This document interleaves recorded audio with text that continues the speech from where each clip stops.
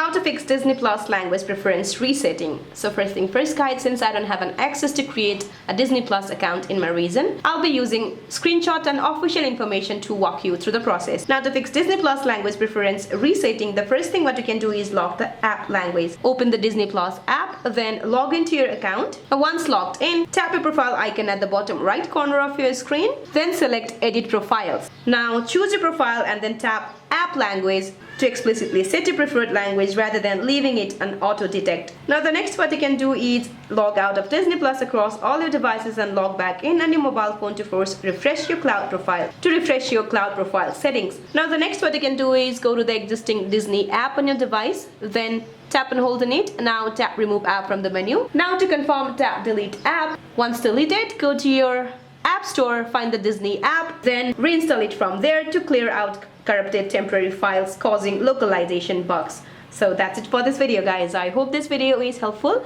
Please don't forget to like and subscribe. See you in my next video.